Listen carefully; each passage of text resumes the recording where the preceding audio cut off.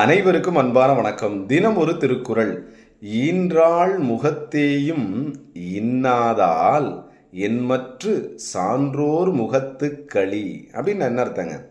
ஈன்றாள் அப்படின்னு சொன்னா பெத்தவ, அதாவது அம்மா, சரிங்களா? முகத்தேயும், அவ பார்த்தா கூட அவளுடைய முகம் வாடி போகுமா, சரிங்களா? ஏன்னா அது ஒரு நல்ல விஷயம் கிடையாது. இன்னாதால் என்மற்று, என்ன பின்னாடி, என் பின் சான்றோர் முகத்து களி. அப்போ சான்றோர்களுடைய முகத்தில் என்ன ஆகும்?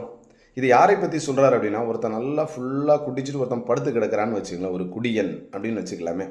இப்போலாம் டிவிலலாம் மதுப்பிரியர் அப்படின்னு சொல்கிறாங்க. குடிச்சிட்டு படுத்து கிடக்கிறாரு அப்படின்னா, பெத்தவளையே பார்த்தா அவளுடைய முகம் வாடி போகுமா? ஐயோ, என் புள்ள இப்படி கிடக்கிறானே, குடிச்சிட்டு தலகால் புரியாமல் ஆடுறானே அப்படின்னு சொல்லி பெத்தவளுடைய முகமே வாடி போகும். அதே போல் பெரியவர்கள் என்ன பண்ணுவாங்களாம், அந்த களினா யாருமா, குடிச்சிட்டு அப்படி ஆடிட்டு இருக்கான் பாருங்க, அவனை பார்த்தா இந்த பெரியவர்களுடைய முகம் என்ன ஆகும், வாடித்தான் போகும் என்கிற கருத்தை யார் சொல்கிறா? நம்ம வள்ளுவர் சொல்கிறார். அதனால் குடிக்கக்கூடாது, கல் உண்ணாமை, பீர், பிராந்தி, விஸ்கி, என்னென்ன மது வகைகள் இருக்கோ எதையும் குடிக்கக்கூடாது அப்படின்னு யார் சொல்கிறா? வள்ளுவர் சொல்கிறார். சரிங்களா? நன்றி, வணக்கம்.